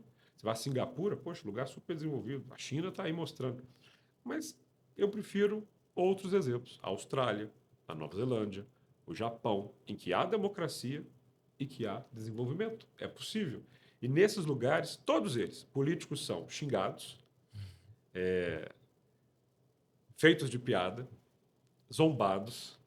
Eu amo a política e o humor britânico, zombando a política britânica. Tem eu sou viciado num negócio chamado Spitting Image, que é um tantão de bonequinho, né, fantoche, imitando os políticos britânicos. Existe desde os anos 80. Quando eu era criança, eu aprendi a acompanhar a política nacional pelas charges do Caruso na contracapa da Isto É. Você lembra disso? E eu via o PC Farias de Batman, por causa do avião Morcego Negro, e entendia. Então, assim, humor, zombar político é muito importante. Tem que me zombar. O pessoal, quando vai me criticar, né, eu acompanho. Esse Gabriel, isso, esse, aquilo. Isso te ajuda. Não te atrapalha, não. Você tem que ser. Sabendo. Claro, claro. O político que não sabe ser alvo de uma piada. Tem duas coisas que surgiram juntas nesse mundo: a política e o teatro. No mesmo lugar, chamado Atenas. Do mesmo jeito que tinha a Ágora, tinha o teatro, a arena. São siameses. E o teatro surge zombando os políticos, contando as piadas e tal. Vamos em frente? Político tem que ser feito de piada. O que o político não pode fazer é piada do povo. O que o político não pode fazer é do povo uma piada. Isso é importante, essa é a mensagem final aqui. A gente pode virar uma piada na boca de todo mundo. Nós não podemos fazer da política uma piada. E eu acho que essa é a confusão que está acontecendo no Brasil. Eu Perfeito. acho que os políticos estão virando por entretenimento e por isso se transformaram numa piada, na pior coisa que a gente possa trazer dessa palavra, e fazem algumas ações que são uma verdadeira piada de mau gosto. Isso eu não faço. Eu topo ser piada no sentido da zombaria, da crítica, da desconstrução do meu ser, mas eu não topo fazer da política uma piada, não. É isso. Show de bola. Antes da gente se despedir aqui, Gabriel, te pedir duas coisas, né? A primeira delas é que, antes de você deixar seu contato, suas redes sociais, enfim, para todo mundo, é você imaginar que Minas Gerais, se fosse uma pessoa, Hum, né? Você pudesse falar com essa pessoa, dar um recado para essa pessoa. ali? Isso, por favor.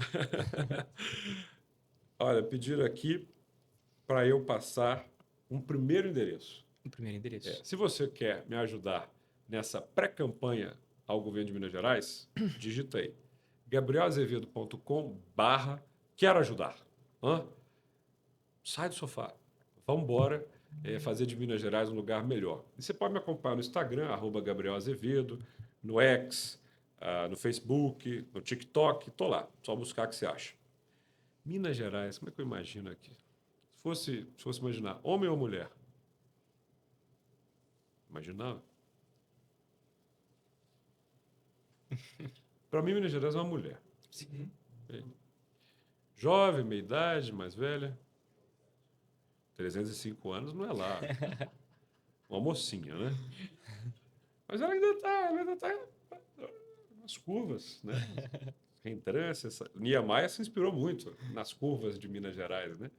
Eu diria que Minas Gerais é uma mulher madura, com seus 350 anos, 305 anos, que é amada por muita gente. Então, Minas, preciso te dizer que você é muito amada. Hum? Mas posso te falar, você merece mais. Ó, amigo, hein? Você merece mais. Vamos lá, vamos pensar. Você surge separando de São Paulo. Você é tão preciosa, tão cheia de preciosidades que todo mundo te queria. Então os paulistas vêm, começam a se estabelecer, descobrir um tanto de ouro. Hã? E aí mais gente vem, porque a notícia se espalha. Aí tem aqueles que chamam esses estrangeiros de emboabas, né? Tem aquela revolta, aquela guerra. Lá em 1720, a gente vai se lembrar de Filipe dos Santos. Lembra desse? Você é cheio desses casos, né? E aí, o que, que acontece? O Dom João V separa você de São Paulo. Vida nova, né? Não dava para ficar esse tempo todo. Vamos sair de casa. Aí você criou toda essa trajetória desde 1720. Surge essa maravilha, que é Ouro Preto, temos Mariana, São João del Rei. Você é cheio de preciosidades, cara. Cheio de cidades lindas, né? Cheio de espaços que deixam qualquer um encantado. Belezas naturais, cidades históricas. E lá vão. Ouro, ouro, ouro. Aí até que você lembra, né? 1755, terremoto em Lisboa. E os caras começam a te botar um garrote no pescoço, né? Vamos cobrar mais, vamos cobrar mais. E aí te exploram até você não dar mais conta, pô. Minas. Até o último grão de ouro, até o último pedaço de diamante. Quase te exaurem, mulher. E aí, de repente, o pessoal para de prestar atenção em você para ir prestar atenção, né? Naquele outro canto, lá no Rio de Janeiro, porque chega a família real. Até que, de repente, começam a te usar para o café. Aí você cheira amanhã, né? Aquele cheirinho de café pronto, na hora que a gente acorda. Minas, que cheiro você tem? Cheiro de uma manhã gostosa. Café, café, café, só se falava disso. Café, café, café, café, café. Até que o pessoal percebeu, Minas, que com a República você podia ser diferente, dar uma repaginada. Ouro Preto já estava meio fora de moda. E aí, Minas, o pessoal resolve, no meio assim de um lugar meio esvaziado, de um antigo curral del Rei, erguer no Arraial do Belo Horizonte uma cidade só para você, a cidade de Minas. Era esse o nome, né? Cidade de Minas, fundada em 12 de dezembro de 1897. E sabe por que que Minas, essa cidade foi criada? Para você não se partir toda, né? Afinal de contas, tinha porções suas que estavam querendo ir para Goiás, para São Paulo, blá, blá. Não, a cidade de Minas uniu Minas. E depois o pessoal resolveu chamar ela de novo de Belo Horizonte. E aí, né, Minas? Quantas histórias a gente pode ter a partir daí? Você começou a jogar um jogo, né, com São Paulo. Eu lembro disso. Uma vez era um presidente daqui, outra vez era um presidente de lá. Afonso Pena para um lado, parará, parará. Até que o que São Paulo fez com você, hein, Minas? Te traiu. Eu sei o que você sentiu. Foi terrível. Aí você foi saracotear lá para o Rio Grande do Sul, pediu uma ajuda, né, para Paraíba. E o que deu? Deu Getúlio. Getúlio veio e resolveu enfiar um estado novo, goela abaixo do Brasil. Getúlio queimou sua bandeira, você lembra disso? Não deixou mais ter o triangulinho vermelho, era só a bandeira do Brasil. Mas o Getúlio colocou aqui um cara que te amou muito, Benedito Valadares. Resolveu suas contas, afinal de contas, vamos lembrar que você quebrou em 1929 com o Olegário Maciel. E aí, Minas, aquela colonialidade, aquele ar colonial foi sacudido com um camarada que resolveu se inspirar nas suas curvas e desenhou uma pampulha. Uma pampulha saborosa, gostosa, curvilínea, que fez de Minas o lugar onde nasceu a arquitetura modernista brasileira. E aí, Minas, depois que o Benedito saiu, veio um cara mais sisudo, Milton Campos, te tratou com muita seriedade, e um outro que te fez sonhar. Lembra? JK virou para você e falou: olha, agora são duas palavras, Minas: energia e estrada. E ele te riscou, te tatuou todinha, de estrada para lá, estrada para cá, e te eletrificou, porque em 52 ele fez a CEMIG, não foi? E te deixou elétrica, cheia de energia em Minas. E aí o JK, com aquela musiquinha que todo mundo lembra, né? Juscelino Kubitschek é o homem, vem de Minas, das bateias do sertão. Juscelino Kubitschek é o homem, que além de patriota é nosso irmão. Brasil, vamos para as urnas, povo responsável, gente varonil. Juscelino, Juscelino, Juscelino, para presidente do Brasil. Olha só, Minas, o que você fez? Você fez o Brasil inteiro sonhar. Porque aquele cara que sai daqui em 55 vira presidente e mexe com o Brasil. Faz uma Brasília, cria um sonho novo, Minas. E estava indo tudo tão bem, até que Minas, pelo amor de Deus, você deu uma derrota para o Tancredo Neves. Única eleição que ele perdeu, e você colocou Minas no lugar o Magalhães Pinto. Minas, onde é que você estava com a cabeça? Botou o Magalhães Pinto, que anos depois resolveu dar um golpe no Brasil, junto com o Carlos Lacerda e com as forças militares que saíram de Minas para ir para o Rio de Janeiro. Que vergonha. Não foi o nosso melhor momento, né, Minas? Mas bem, depois de algum tempo de ditadura, Minas, foi daqui que a resposta surgiu. Daquela Alameda Travessia, daquelas palmeiras, todo mundo ouviu ecoar o grito de que o nosso primeiro compromisso, Minas, era com a liberdade. Afinal, isso está na sua bandeira, né, Minas? Minas. Liberdade ainda que tardia. Tancredo vence, mas morre. E, infelizmente, Minas, foi depois de um tempo que um sujeito nascido na costa da Bahia, mas que se naturalizou mineiro, que resolveram combater a inflação. Minas era um mineiro. Aquele tupetudo, lembra? O Itamar. Pois é. E aí, Minas, vieram os anos 90. E de lá para cá, muita coisa já aconteceu. Para cima, para baixo. Você não acha que está numa hora da gente começar uma outra história? Está na hora que depois desses 305 anos de altos e baixos, a gente virar para o Brasil e falar que está na hora de todo brasileiro lembrar que o Brasil caminha na direção que Minas aponta? Minas, não sou só eu que te amo. Tem muita gente que está cheio de amor para te dar. Escolhe direitinho, que a nossa história vai ser muito bonita daqui para frente. E é isso, pessoal.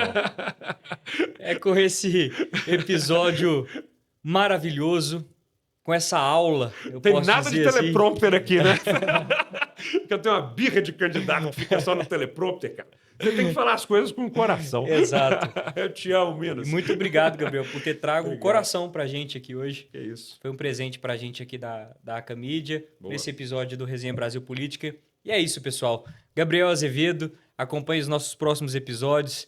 Aca Mídia, nos acompanhe que tem muita história pela frente. Até mais, fiquem todos com Deus.